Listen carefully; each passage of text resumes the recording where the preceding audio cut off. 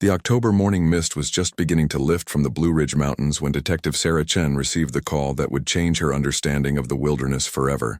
She was sitting in her patrol car outside a Dunkin' Donuts in Waynesboro, Virginia, reviewing cold case files and nursing her third cup of coffee when her radio crackled to life. "Detective Chen, we've got a situation up on the Appalachian Trail. Park Service found something you need to see. It's about that missing hiker from 2016. Sarah felt her stomach drop. Emma Rodriguez. The name had haunted her for 7 years. A 26-year-old environmental science graduate student from North Carolina who had vanished without a trace while attempting a solo section hike of the Appalachian Trail through Shenandoah National Park. Despite one of the most extensive search and rescue operations in the park's history, not a single clue had ever been found. "What did they find?" Sarah asked, though she dreaded the answer. Her backpack, detective, sitting right in the middle of Dark Hollow Falls Trail, like someone just placed it there yesterday. But here's the thing, it's in perfect condition. After 7 years in the wilderness, it should be completely deteriorated.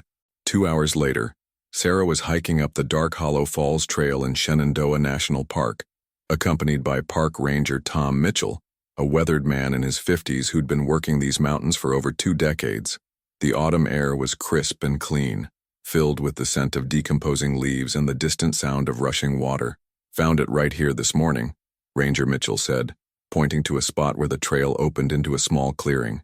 Hiker spotted it around dawn and called it in immediately. Sarah examined the backpack through the evidence bag. It was a bright red Osprey pack, exactly as described in Emma's missing person file. The fabric was intact, the zippers worked perfectly, and even the reflective strips were still bright and new-looking. "Tom, this pack has been in the wilderness for 7 years? That's what doesn't make sense, detective." 7 years of rain, snow, sun, and wildlife should have completely destroyed this pack. But look at it. There's not even any fading on the color. Sarah remembered the Emma Rodriguez case intimately. It had been one of her first major investigations after making detective, and the complete lack of evidence had frustrated her beyond measure.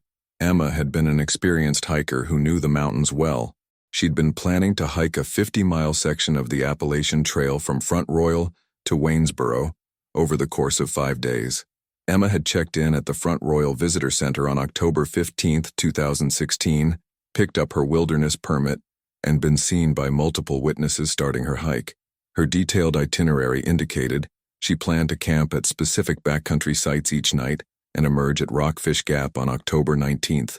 She never arrived. The search had been massive. National Park Service rangers, Virginia State Police, volunteer search and rescue teams, helicopters, tracking dogs, and even thermal imaging equipment. For 2 weeks, every trail, creek, cave, and overlook in a 20-mile radius had been systematically searched. Nothing. No camping gear, no food wrappers, no footprints, no disturbed vegetation. Emma Rodriguez had simply vanished as if she'd never existed. "Tom, was there anything else with the backpack? Any other gear?" "No, just the pack, but detective, there's something else you should know about where we found it." "What's that?" "This spot isn't on Emma's planned route. According to her itinerary, she should never have been anywhere near Dark Hollow Falls. It's a day hike trail that branches off the main AT about 6 miles from where she was supposed to be camping." Sarah felt the familiar tingle that came with a new lead. Any idea why she might have detoured here? That's just it. She wouldn't have. Emma Rodriguez knew these mountains. Dark Hollow Falls is a tourist trail, crowded during the day, and it doesn't connect to any of the backcountry camping areas she had permits for. Back at the Virginia State Police headquarters, Sarah carefully inventoried the contents of Emma's backpack. What she found defied logical explanation. Everything was there. Her sleeping bag, tent, camp stove, water purification tablets, first aid kit, extra clothing, food for 5 days. All of it in perfect condition. The food hadn't spoiled, the metal hadn't rusted, even the matches were dry and would still light. But most disturbing was Emma's journal, which she had apparently been keeping throughout her hike. The final entry was dated October 18, 2016, 3 days after Emma had entered the park, and 1 day before she was supposed to emerge. Sarah read the entry with increasing unease. Day 4. Something is very wrong here. I've been following the AT markers for 3 days, but nothing matches my map. The trail keeps leading me to places that shouldn't exist. Yesterday I found a shelter that's not marked on any official trail guide, with a logbook full of entries from hikers I've never heard of. Some of the entries date back to the 1960s, but the handwriting looks fresh. And the other hikers I've met, there's something off about them. They give directions to trail features that don't appear on my GPS, and when I ask them about current events, they look at me like I'm speaking a foreign language. I'm starting to think I'm not on the regular Appalachian Trail anymore. Sarah read the entry 3 times before the implication sank in. Emma had been writing about the trail as if it were somehow different from the real Appalachian Trail, but that was impossible. The AT was one of the most thoroughly mapped and documented hiking trails in the world. She decided to start by interviewing Emma's family. 7 years later, perhaps they would be willing to share details they'd kept private during the original investigation. Dr. Carmen Rodriguez answered the door of her suburban Richmond home with the cautious expression Sarah remembered from their previous meetings. Emma's mother was a professor of anthropology at VCU, a sharp, analytical woman who had never accepted the official conclusion that her daughter had likely fallen from a cliff or succumbed to exposure in an unmapped area. Detective Chen, after all these years, have you found something? Dr. Rodriguez, we've recovered Emma's backpack and her journal. There are things in her final entries that I'd like to discuss with you. Carmen's face went pale. Her journal? What does it say? Sarah shared the relevant portions of Emma's final entry, watching Carmen's reaction carefully. Instead of surprise, she saw recognition. Dr. Rodriguez, have you seen this before? Carmen was quiet for a long moment, then walked to a bookshelf and pulled out a folder. Detective, there are things about Emma's interests that I didn't share during the original investigation. Things that seem too unusual to be relevant. What kind of things? Emma wasn't just hiking the Appalachian Trail for recreation. She was researching something she called trail anomalies for her graduate thesis. Sarah leaned forward. What are trail anomalies? According to Emma, there were documented cases of hikers on the Appalachian Trail who reported finding trail features, shelters, water sources, even entire sections of trail that didn't appear on official maps. Most park services dismissed these reports as confusion or misidentification, but Emma thought there might be more to it. Carmen opened the folder and showed Sarah a collection of printouts from hiking forums, newspaper clippings, and hand-drawn maps. Emma had been collecting these stories for over a year before her hike.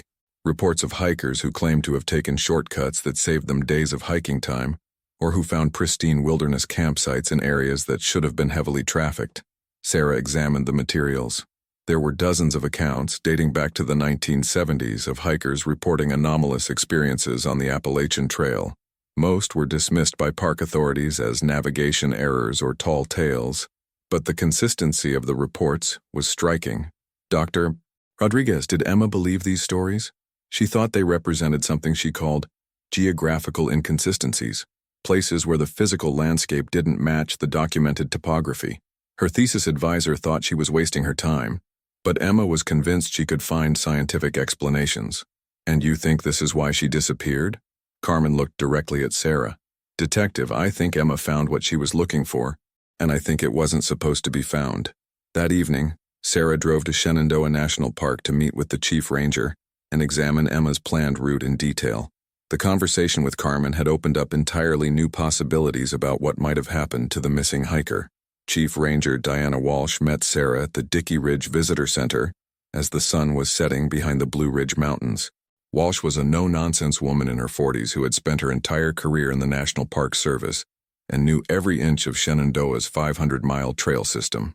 Detective Chen, I've been thinking about the Emma Rodriguez case ever since we found that backpack. There are aspects of her disappearance that never made sense to me, such as her route. Emma was an experienced hiker who knew these mountains well.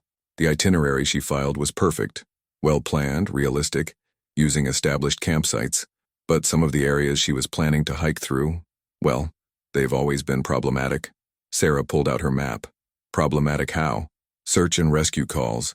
We get more lost hiker reports from certain sections of the AT than others, even though they're not particularly difficult or dangerous.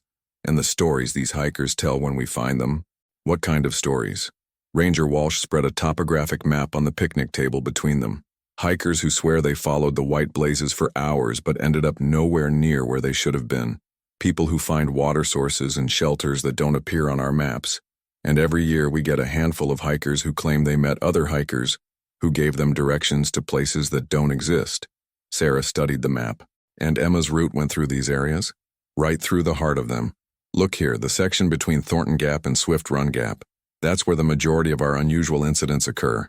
Have you ever investigated these reports officially? How do you investigate someone finding a trail shelter that isn't there when you go look for it? Or a hiker who claims they took a shortcut that cut 15 miles off their hike? We document the reports, but there's never any physical evidence.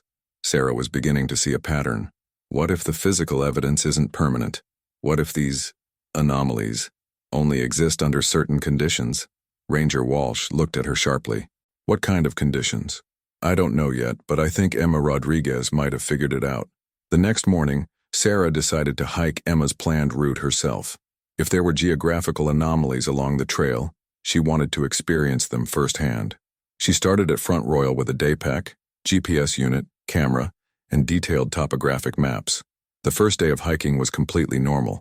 The Appalachian Trail was well maintained, clearly marked with white blazes painted on trees, and exactly where her maps indicated it should be. She passed other hikers, enjoyed spectacular mountain views, and made it to her planned camping spot without incident.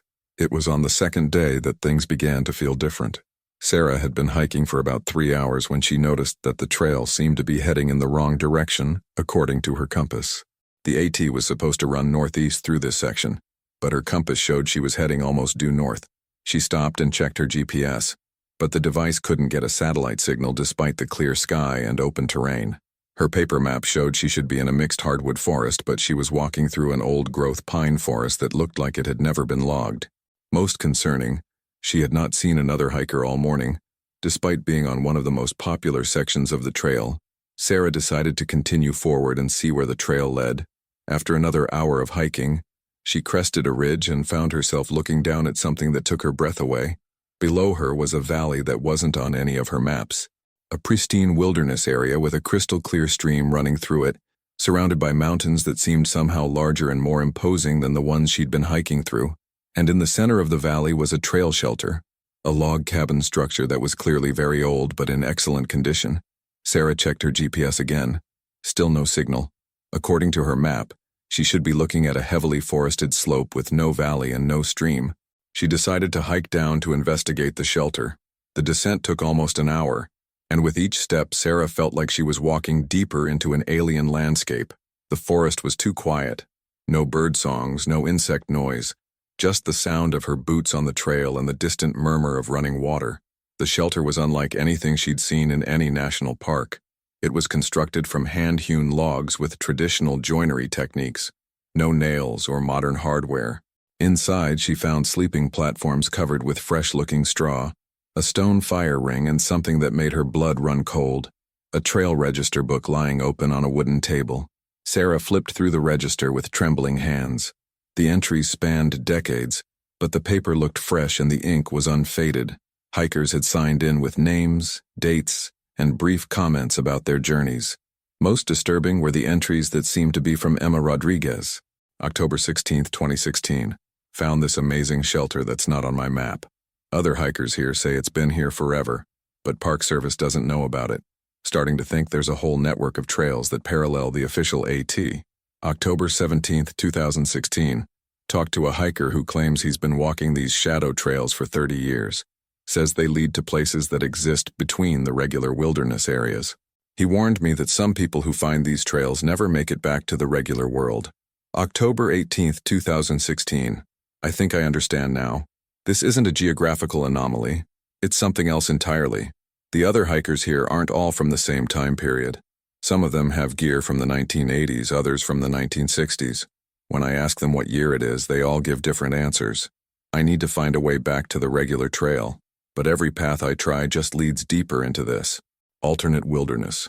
Sarah felt sick as she read Emma's increasingly desperate entries. According to the dates, Emma had been trapped in this place for days, trying to find her way back to the regular Appalachian Trail. But the final entry was what made Sarah's hands shake. October 19, 2016. I've accepted that I can't find my way back alone, but I've learned something important. The way back only opens under specific conditions, when someone from the outside world comes looking. I'm going to leave my pack where it can be found with all my research as a message. If someone reads this, please keep looking for those of us who are lost. We're here, we're alive, but we're trapped between worlds. Sarah looked around the shelter with new eyes. If Emma's account was accurate, she was currently in some kind of alternate version of the Appalachian Trail, populated by hikers from different time periods who had all become lost in the same way. As if summoned by her thoughts, Sarah heard footsteps outside the shelter. She stepped out to see a figure approaching on the trail, a young woman with a backpack who looked remarkably like the photographs in Emma Rodriguez's missing person file. "Emma!" Sarah called out.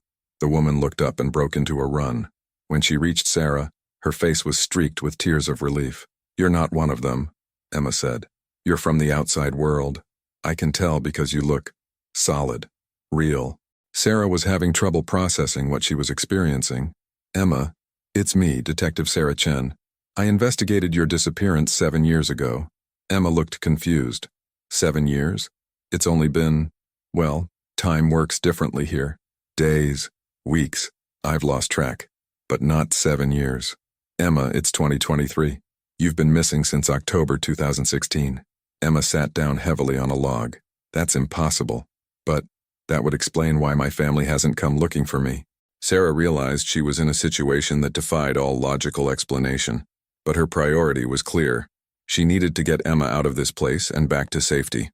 "Emma, do you know how to get back to the regular trail?" "I've tried hundreds of times. The trails here form a kind of maze. Some lead to dead ends, others loop back to places you've already been.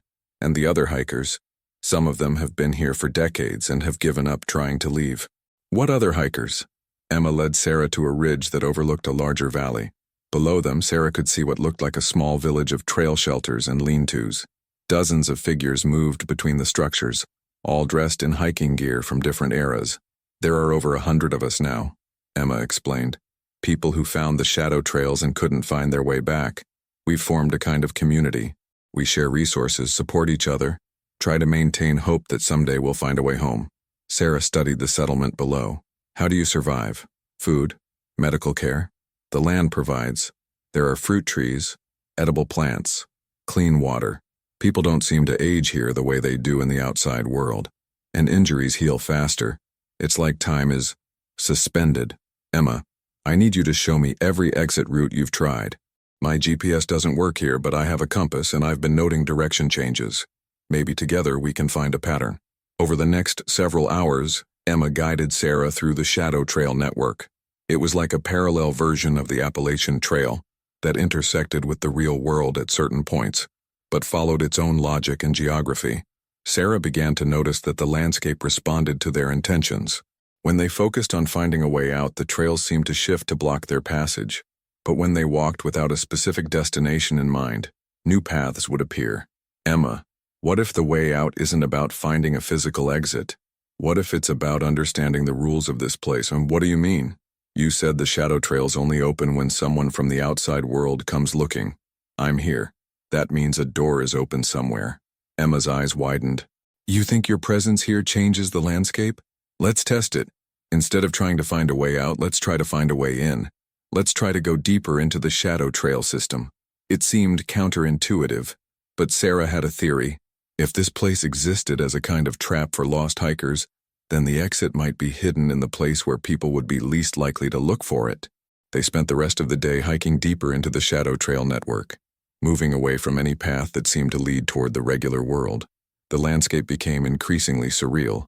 Forests that defied ecological logic, mountains that seemed to shift positions when they weren't looking directly at them, and weather patterns that changed from sunny to rainy to foggy in a matter of minutes.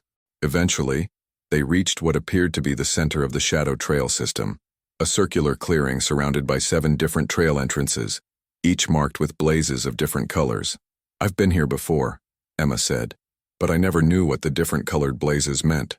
Sarah studied the blazes. White, the traditional Appalachian Trail marker, but also red, blue, yellow, green, orange, and purple. Each seemed to lead in a different direction. "Emma, what if each color leads to a different time period? What if the white blazes lead back to the regular world?" "I tried the white blazes dozens of times. They just lead back to other parts of the Shadow Trail system." Sarah had another idea. "What if they only work when followed by someone who doesn't belong here? You've been here so long that you've become part of this place, but I'm still connected to the outside world. You want to try the white blazes alone?" I want you to come with me, but following my lead exactly. Don't think about where we're going. Don't try to navigate. Just follow me." Sarah chose the trail marked with white blazes and began walking, consciously avoiding any attempt to determine direction or destination. She focused instead on the feeling of moving toward home, toward the world she knew. Emma followed close behind, and as they walked, Sarah began to notice that the forest around them was becoming more familiar. The trees were species she recognized from Virginia. The terrain matched her memories of the regular Appalachian Trail, and most importantly, she could hear the distant sound of traffic on a highway. After 2 hours of hiking, they emerged from the tree line at a parking area Sarah recognized, Rockfish Gap, where Emma had been supposed to complete her hike 7 years earlier. The transition was jarring. One moment they were in the ethereal landscape of the shadow trails, and the next they were standing on warm asphalt next to a busy interstate highway, with cars rushing past and the normal sounds of civilization. Emma collapsed to her knees, sobbing. "I can't believe it. I'm really back." Sarah helped her to her feet. "Emma, we need to get you to a hospital, and then we need to talk about whether you want to tell people what really happened to you." "What do you mean? Who's going to believe a story about shadow trails and time displacement? We need to decide how much of the truth we can share without compromising your credibility or mental health." The drive back to Waynesboro gave Sarah time to think about the implications of what she'd experienced. She had evidence that there was something fundamentally strange about certain sections of the Appalachian Trail, but no way to prove it without seeming delusional.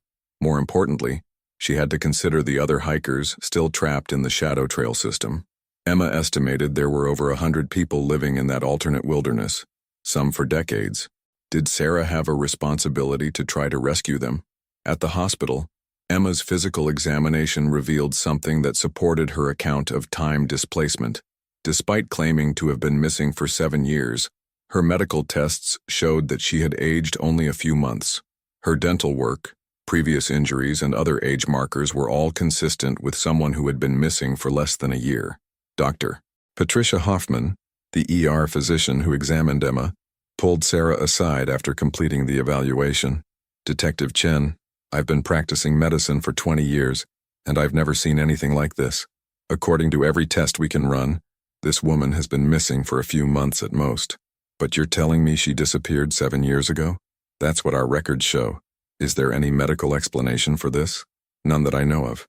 If she'd been in a coma or some kind of suspended animation, we'd see evidence of muscle atrophy, vitamin deficiencies, dental problems, but she's in perfect health. It's as if she's been living a normal life somewhere and just returned." Sarah made a decision about how to handle the case officially. In her report, she documented that Emma Rodriguez had been found suffering from severe memory loss and disorientation, possibly due to a head injury sustained during her original hike. The backpack had been discovered by a routine Park Service patrol, and Emma had been found nearby, having survived in the wilderness by staying near water sources and eating edible plants. It was a plausible story that explained Emma's reappearance without requiring belief in supernatural phenomena. But Sarah knew she couldn't leave the other hikers trapped in the shadow trail system. She approached the problem systematically. First, she researched the history of disappearances on the Appalachian Trail, looking for patterns. What she found was disturbing. Over the past 50 years, there had been 127 documented disappearances of experienced hikers on the Appalachian Trail. In 89 of these cases, no trace of the missing person had ever been found. No equipment, no remains, no evidence of what had happened to them. Most concerning, there was a geographical cluster. Nearly 60% of the disappearances had occurred in specific sections of the trail, the same areas where Emma had planned to hike, and the same areas where park rangers reported the highest incidence of anomalous experiences. Sarah also discovered that there was an informal network of families of missing hikers who had their own theories about what happened to their loved ones. Many had encountered similar stories about shadow trails and alternate versions of the wilderness. She contacted Dr. Rodriguez to discuss the possibility of organizing a search effort for the other missing hikers. "Detective Chen, are you suggesting that there might be other people in the same situation Emma was in?" "I think it's possible, and I think Emma might be able to help us find them." "Is Emma willing to go back?" That was the crucial question. Sarah met with Emma at her mother's house to discuss the possibility of returning to the shadow trail system to guide rescue efforts for the other trapped hikers. "Emma, I know this is a lot to ask, But you're the only person who successfully escaped from that place. There might be others who could be rescued if they had someone to guide them out. Emma was quiet for a long time. Detective, you have to understand what you're asking. That place, it gets into your head. The longer you stay, the harder it becomes to remember the outside world. Some of the hikers there have been lost so long that they don't want to leave anymore. But some of them do want to leave. Yes, especially the ones who've been there less than a few years. They still remember their families, their lives. They're desperate to go home. Would you be willing to help us organize rescue efforts? Emma looked at her mother, then back at Sarah. If we do this, we need to be very careful about who we tell and how we approach it, and we need to understand that not everyone we find will want to be rescued. Over the next several months, Sarah put together a small team of people who were willing to believe Emma's account and help with rescue operations. The team included Dr. Rodriguez, who provided academic credibility and anthropological expertise, Ranger Diana Walsh, who knew the legitimate trail system better than anyone, and 3 family members of missing hikers who were desperate enough to try anything. They developed a protocol for search and rescue operations in the Shadow Trail system. Teams would consist of 2 people, 1 anchor who remained connected to the outside world, and 1 guide who could navigate the shadow trails. Emma would train the guides, teaching them how to recognize the signs of transition between the regular trail and the shadow trail system. The first rescue operation took place 6 months after Emma's return. The target was Michael Harrison, a hiking instructor from Tennessee who had disappeared 3 years earlier while leading a group backpacking trip. According to Emma, Michael was one of the leaders in the Shadow Trail community and was actively working to find a way home. Sarah and Emma entered the Shadow Trail system through the same route where Emma had originally become lost. The transition was easier this time. Emma seemed to know instinctively how to find the entry points, and Sarah's presence as an outsider helped stabilize the path between worlds. They found Michael exactly where Emma had predicted, in a valley that existed about 10 miles from where he had originally disappeared. He was leading a group of 12 other hikers in maintaining a settlement of shelters and trying to document the geography of the Shadow Trail system. "Emma, you made it back," Michael said when he saw them approaching. "And you brought help." Sarah introduced herself and explained the rescue protocol. "Michael, we can get you out of here, but we need you to follow our lead exactly. The path back only stays open for a limited time. What about the others? I can't leave them here. We're planning multiple rescue operations, but we can only take a few people at a time without destabilizing the exit route."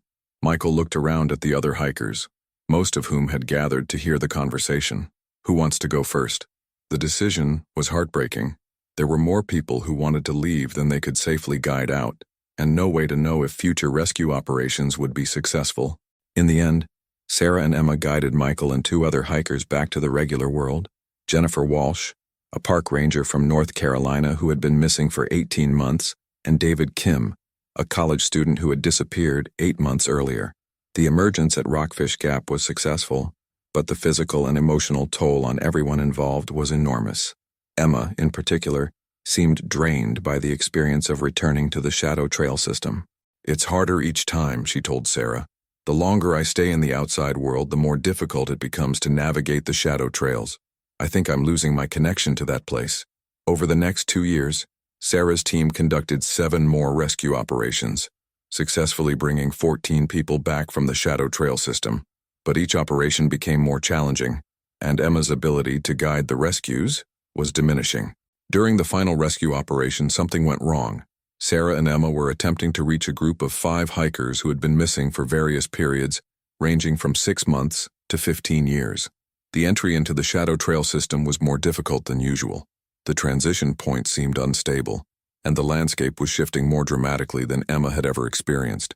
"Something's different," Emma said as they hiked deeper into the Shadow Trail network.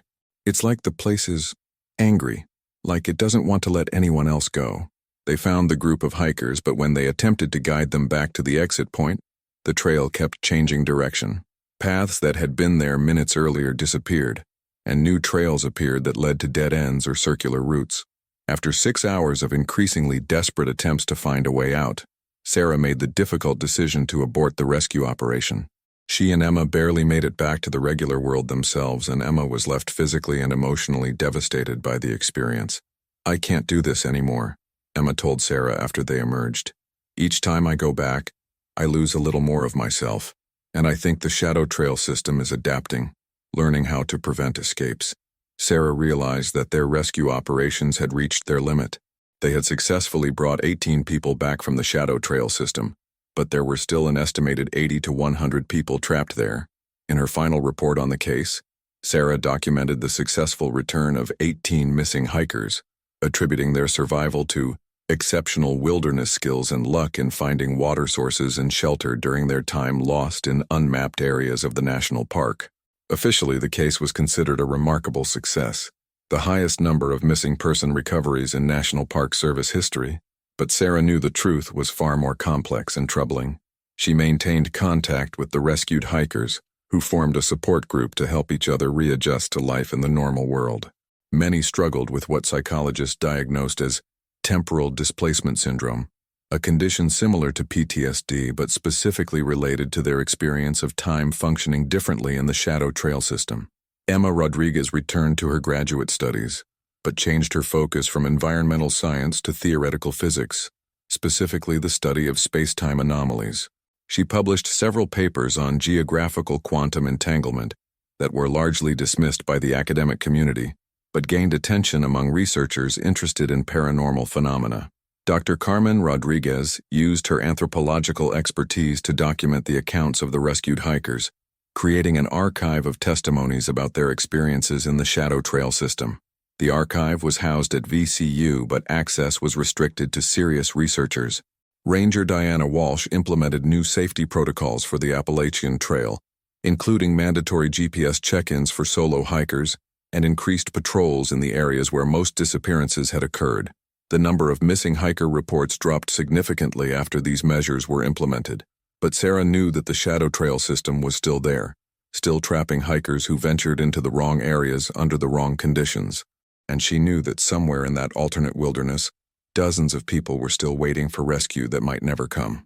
3 years after the final rescue operation, Sarah received a letter with no return address. Inside was a single sheet of paper, with a message written in Emma's handwriting. Detective Chen, I've made a decision. The guilt of leaving so many people behind has become unbearable. I'm going back to the shadow trail system, but this time I'm staying. I'm going to help organize the community there, help people accept their situation and build a sustainable life. Maybe someday we'll find another way home, but until then, we'll take care of each other. Thank you for everything you did. Please tell my mother I love her and that I'm where I need to be. Emma. Sarah drove immediately to Emma's apartment, but found it empty. According to neighbors, Emma had left 3 days earlier with a hiking backpack, saying she was going for a weekend trip to Shenandoah. A search of Emma's planned hiking route found no trace of her, but that no longer surprised Sarah. She knew that Emma had found her way back to the shadow trail system, this time by choice. Sarah never saw Emma Rodriguez again, but every October, the anniversary of Emma's original disappearance, she received a letter with no return address. The letters contained updates about life in the shadow trail community, news about people who had found acceptance in their situation, and occasionally, messages for family members of people who were still missing. The letters reminded Sarah that some mysteries have solutions that are more complex than rescue or resolution. Sometimes the answer is learning to live with the unknown, to accept that there are places in the world where the normal rules don't apply, and that some people who are lost might not want to be found. But the letters also reminded her that every missing person case represents someone's family member, someone's loved one, someone who matters to other people, and that even when traditional search and rescue operations fail, the search for answers should never stop. In the final letter Sarah received, 5 years after Emma's voluntary return to the shadow trail system, there was a message that gave her both comfort and sorrow. Detective Chen, we have created something beautiful here, a community of people who support each other, who share resources and knowledge, who have learned to find peace in uncertainty. We remember the world we came from, and we miss the people we left behind.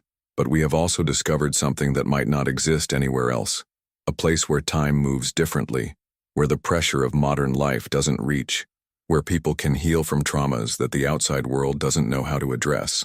Some of the people here have found healing from mental illness, addiction, and trauma that they couldn't find in the regular world. Others have discovered aspects of themselves that only emerged in this environment, where normal social expectations don't apply. I'm not saying that what happened to us is good or that I recommend it to anyone, but I am saying that sometimes, when you fall off the map of the world, you might discover that there are other maps, other ways of living, other definitions of home. Thank you for caring enough to come looking for us. Thank you for bringing some of us home. And thank you for understanding that sometimes, home is not a place you return to, but a place you create with people who understand your journey.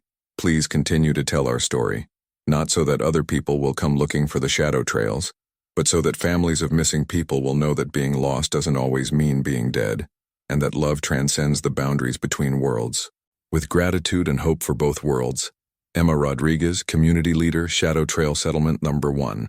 Sarah kept all of Emma's letters in a file marked Active Cases, Ongoing Monitoring, because even though the traditional investigation was over, even though no further rescues were possible, the story wasn't finished.